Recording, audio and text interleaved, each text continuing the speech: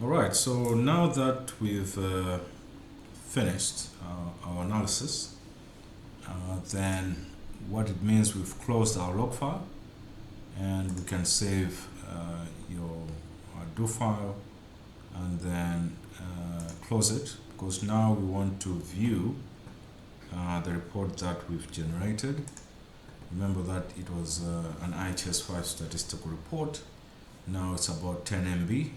It means that we've been doing a lot of work, but it'd be good to see what we've done so far. So as you can see, we started with adding a map, a flag for Malawi, and recorded the fifth integrated household survey report, policy implications, and recommendations for worth. Uh, that's how we can also explain. All right, and then of course here what you need to do is simple. You go to your table of contents and then just add a table, right? And then you see immediately that this is what we've been creating. Those headings 1, 2, 3, and then also Stata does the same to create those headings, right? So it says we have the list of tables, table of contents, executive summary, introduction, population and income distribution in Malawi, demographic characteristics, chapter 3, 4, looking at education characteristics, and then health and characteristics of the survey, and then we go on with all the other sections that we've developed we've automated using Stata, and then also looking at the poverty metrics and subjective assessment of well-being, and then we finished off with the heat maps. Okay, so here are all the heat maps that are there. We can also put a list of the tables, insert table figures. So here we want to insert all the tables, and then we can also there no table or figures because we haven't yet added them. So this is something that we need to also look at. I'll show you the reason why, and then there's the report. We did the executive summary. There's no need to have another gap. You can also clear that, and then we have this is our introduction. All the way, as you can see that the graphs that we were inserting, very neat. All right, this is now the third graph, cumulative density function that we added, and then going on to chapter 3, also looking at the additional work that we did. So this looks good. Pretty much, it's really impressive, and these are the population pyramids, and also the H bar graph, looking at the population distribution and the per capita income per district. And pretty much, you could see that this is something that can also really inform policy, health characteristics. We did the Venn diagrams. You remember that these were appearing as black, but usually when they are saved, it's a clear map, a Venn diagram that we can also insert and do analysis. And then, of course, the rest, are pretty much similar pie charts that we did. But now we want to see the work that we did in terms of the maps. Yeah. So again, the tables. This is where you need to format the table and make sure that we set a caption here. So usually you also go there and say, okay, I want to insert caption. This will be fit table, and then you add and then also a description of the table, right? So for instance here, household business ventures, right? Again, then all you need to do is you can just copy that to any other table, rename it, and then you have table names. Okay. Then the other thing that if you recall, there are other tables that we can easily insert. For instance, if we look at the tables 9, we did create a number of tables. I think we'll get to that, and then just make sure that we have that table opened. That table is going to be useful, particularly when we're looking at where we're supposed to insert the the table. So this is section 11, subjective assessment, and then of course here, let's see, what else did I open? I don't need you. That's the other section. Yes, so here table 9, we did say that we're supposed to insert a table, and then you can go to your table 9, and then in that table pretty much there's format these sections, right? And then as usual we can just put in the required decimals there, and then also look at here we don't need all those zeros, right?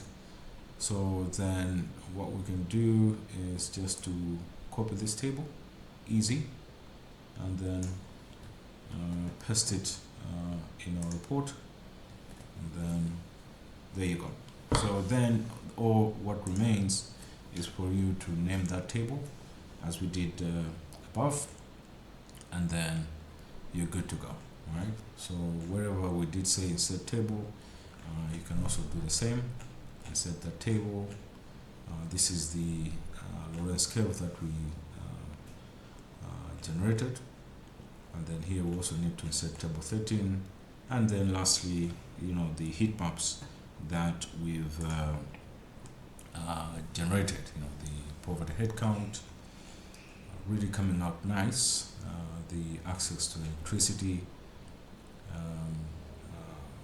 access to cooking fuel, use of cooking fuel there, population density, and electricity access, right? So yeah, these are the patterns. So we have something like a section 2.2, also something that, so this is something that we need to fix.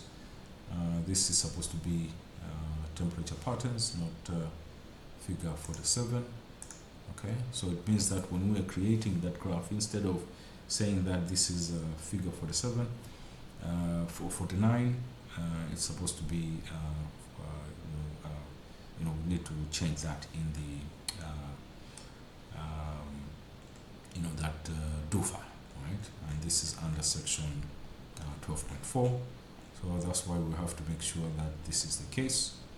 And this is precipitation, rainfall patterns, this is fine, and then that's figure 51, and then lastly we have figure 52, and then also figure 53, right?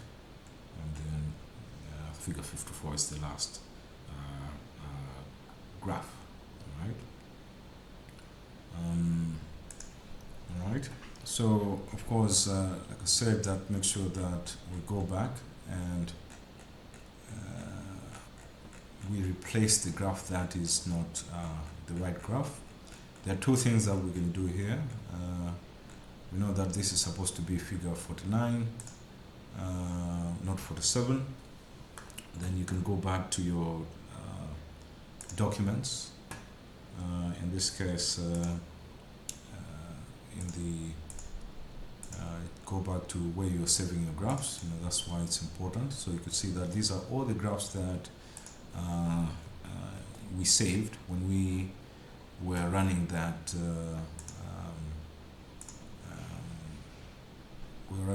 report, and then the only thing that we need to do is now just to paste it there, and then we're back in business, right?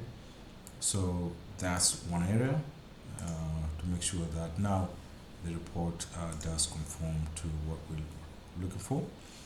Then the rest is pretty much standard, and you could see that the graphs are really good.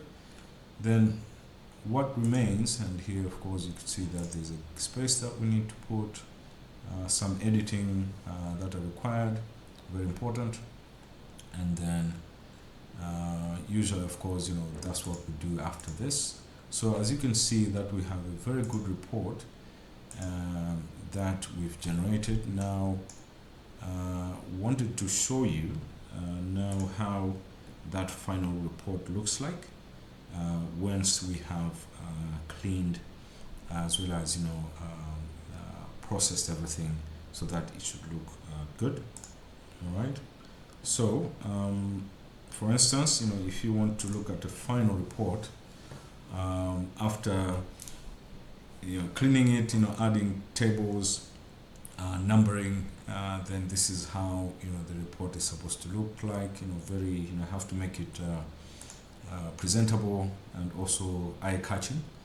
And then that's the the cover page, and then the table of contents. You can play around with the reference section, making sure that the sections are well, they look nice, and then also the numbering is also good, so that people can also catch the eye or the attention of others. And then of course the numbering pretty much is the same, but now well structured. Here emphasizing that there's another course that can be accessed for you to learn data processing apart from the data analysis, this advanced data analysis and automated report generation course that we have here, right? So as you can see that it's pretty much the same, but now well structured, well numbered, and then also as you can see the tables are there, well formatted. That's also what to catch the eye of those reading your reports. And of course, as you can see, same graph, well placed. The text also well placed to ensure that there's no gap in your report. And also here the tables, making sure that the headers also appear. And then lastly, looking at the maps, they should also be presentable, no gaps in your report, to show that indeed this is something that was professionally done. All right, so as you can see that we've generated a comprehensive report based on data that was processed from survey data, and then also provided meaningful analysis to also inform policy. So that's what I wanted to share with you. I hope you enjoyed the course. Please feel free to rate the course so that we can also know whether this course is good, and also wherever there is any gap, please let us know. Otherwise, wishing you all the best and goodbye.